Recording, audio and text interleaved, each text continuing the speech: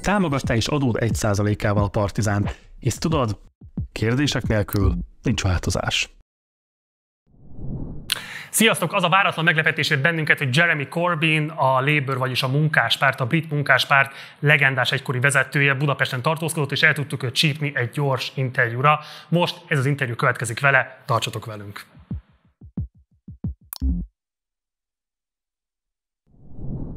Hello, Jeremy Corbyn. Hello. What a lovely surprise to have you here. It's a pleasure to be here in Budapest. We've been here for a very interesting conference yesterday opposing fascism and racism. Very good discussion with lots of people, and what a beautiful city Budapest is. It's the first time I'm here, but not the last. Hopefully. So you were speaking at a conference organized by the European Fóruma of Left, Green and Progressive Forces, commemorating Victory Day, which meant the end of World War II in Europe. And of course, war and peace is a crucial issue right now as well, also in Europe. And in your speech, you talked about that we need peace in Ukraine as soon as possible. And, you know, in Hungary, the government is talking about peace a lot. And, you know, most of the time, promoting peace when Russian troops are occupying part of Ukraine can be sound pro-Putin. So how do you resolve the controversy that supporting the Ukrainians whose country were attacked and promoting peace are both imperative in this situation? Well, I think it's crucial that we do several things. One, absolutely condemn the Russian invasion and occupation of eastern Ukraine. It's not acceptable, it's not right, it's illegal in international law. Secondly, the war hasn't stopped, it's got worse. Thousands of soldiers have died, Ukrainian soldiers. Thousands of conscripted Russian soldiers have died. Many Ukrainian civilians have died, and millions of Ukrainians have gone into exile in other countries. And so there has to be a process that stops the fighting and promotes a process which is a ceasefire, is negotiations, ultimately is an agreement between both countries. Every war ends with a peace conference. Can't we go there now? And if Russia and Ukraine are capable of talking to each other about shipments of grain through the Black Sea, then clearly they're capable of talking to each other to bring about an end to this conflict. I also think we should say something about the bravery of the peace campaigners in Russia. Those that have spoken out against the war, lost their jobs, in some cases been imprisoned as a result of it, and journalists who have tried to report the war in a fair way have been suspended from their work or indeed lost their jobs. And so it's not a contradiction, but it ultimately is about peace. Now think this thing through. If this war continues, then both sides are going to suck in more arms from elsewhere. Russia from its own manufacturing, from China, possibly from India, plenty of other places around the world. Ukraine from Western Europe and the United States, and it will become a conflict of high intensity, even worse than it is now. There has to be a process. So I welcome what the Pope said, I welcome what President Lula said, and what President López Obrador has said. People outside Europe look upon this with horror and say, this is ridiculous, it has to stop. Yeah, you're absolutely right, but from your POV, how can we peace achieved right now? So how can, you know, the Western forces motivate or even force Putin to sit down at those tables where peace negotiations can start? Ultimately, it requires the USA, because they are the main drivers behind NATO, to say they are prepared to talk to Russia about this, and Putin be prepared to negotiate with them. Now, nobody wants to see any more killing going on there. But it's getting worse. And who's benefiting from all this? The only people that are making money out of this war are the arms manufacturers. In 2020, when you were replaced as a Labour leader by Keir Starmer, even your membership in the party was suspended by accusations of so-called anti-Semitism. The suspension was soon lifted, but since then you have been an independent MP in the parliament. In 2021, you found the Peace and Justice Project, through which you try to focus on leftist issues. What are your possibilities as an independent MP? What is your purpose with the Peace and Justice Project? The Peace and Justice Project was established straight after the general election of 2019.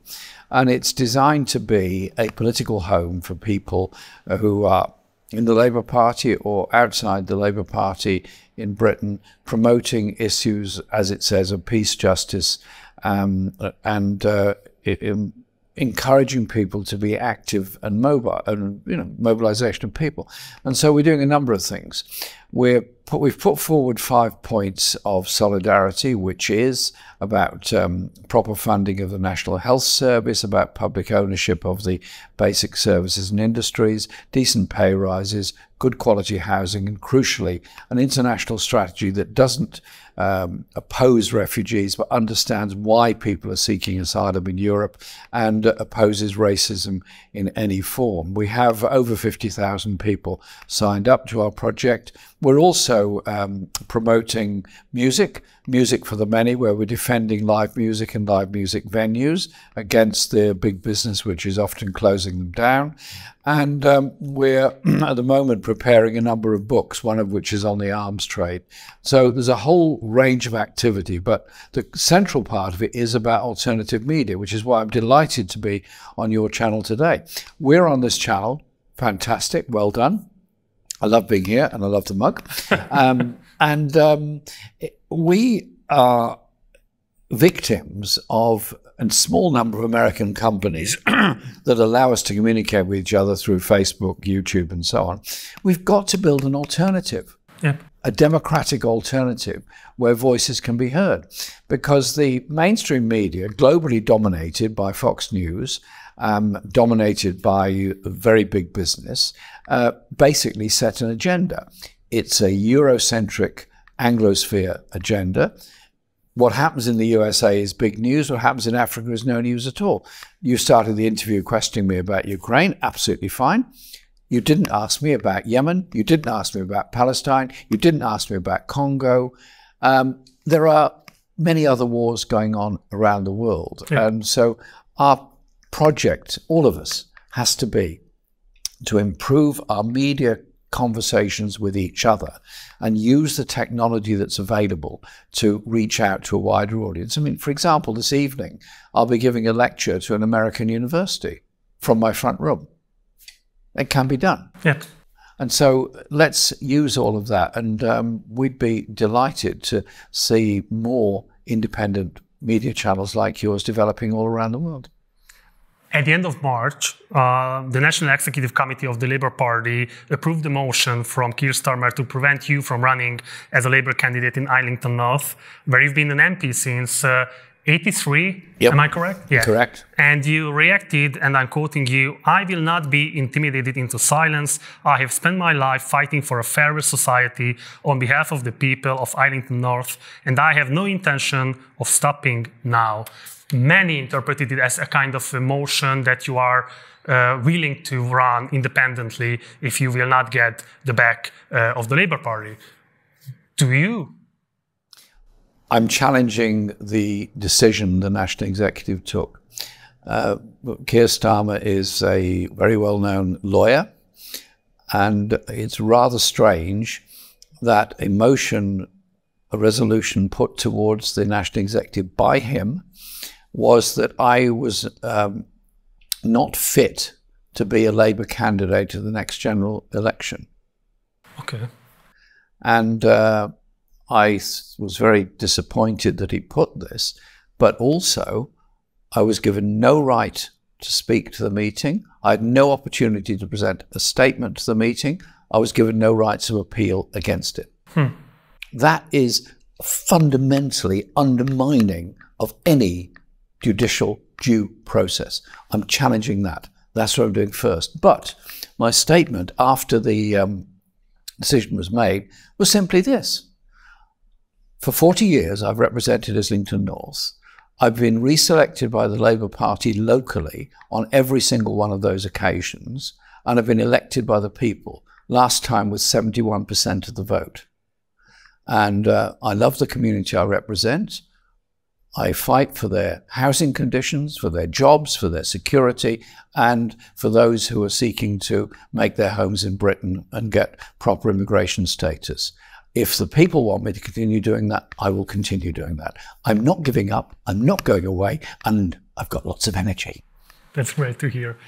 Sir, so you are an international superstar of the left, and you are an even bigger... don't do superstars. You are an even bigger superstar in Europe. Just a person going around... No, sir, you had a serious impact on leftism, even in Hungary. So you are inspired movements. You really energized the entire left-wing scene, especially in Europe. So what do you think? What is the long-lasting effect of Corbynism? It's not Corbynism. It's social justice and socialism that I promote, and I work closely with great friends like Bernie Sanders in the USA and many other people. I've just met with him. Wonderful guy, around the world.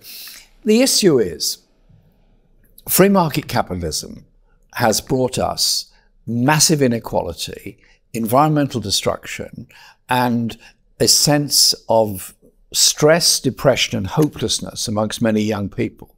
So the whole point has to be, we need to sustain this planet. The free market won't do it. It requires public intervention for sustainable economics, a green economy, good quality jobs, and good quality clean energy. It also requires the very principles of free education, free healthcare, and access to housing. In my country, I suspect here too, none of those things are universally possible. And in Britain, young people are leaving university with debts of almost £100,000. And so one of the important planks of my election manifesto in 2019 was universal free education. We all benefit from it. Stop opposing refugees. Look at the causes of war. I was in Calais talking to those desperate people trying to get in a boat to cross over to Britain, the same as those people trying to get to Lampedusa from Libya. Who are they? They're from Afghanistan, they're from Iraq, they're from Syria, they're from Libya, they're from Eritrea, they're from the Congo, they're from Yemen, they're from Palestine. They're all from places where there are wars going on, where European arms manufacturers are making a great deal of money. My very last question. I know you have a very tight schedule and you have to catch your flight, so I really appreciate your time. But it's an important one because, as I said, I think you had a serious impact on the left-wing scene in Europe. But if you take a look on this new wave of socialists in the late 2000s, so we see that these movements couldn't gain power over the mainstream socialist parties. And do you consider the recent electoral successes of the left a step in the right or in the wrong direction? I'm referring to, successes in Germany or in Spain, and you can name other successes as well. Well, as an electoral success for a party of the left is obviously a good thing and a step forward. But, and this is the big question and the difficult one, going into government and winning an election is one step. It's not the solution. It's not the answer. It's what you do afterwards. And no government on its own can achieve everything that it would want to. It is about popular movements and popular activity. My whole strategy in leading the Labour Party was to recruit more members, which we were very good at doing. We had 600,000 members by the time I stepped down as leader, and to promote community activity so that the active people are there alongside people protecting private tenants against unfair evictions, are there alongside those campaigning for better health services. But it's about campaigning for something, not just to defend something. And it's that sense of a popular movement that can bring about huge change and giving confidence and hope to people. I'm appalled by the high levels of mental illness all across Europe. the stress that brings about mental illness, and the depression amongst young people who move into insecure jobs, delivering food, all those kind of things in the gig economy. And so it is about developing that sense of solidarity and recruiting into union membership those people that work in the insecure gig economy. Let's use the wealth and the technology we've got to share wealth and share abilities and give hope to people. It's all about hope. Jeremy Corbyn, I have many more questions, but you have a flight to catch. But that'll be next time then for the many more questions. Hopefully we'll come back. I really hope that. And thank you very much for your time.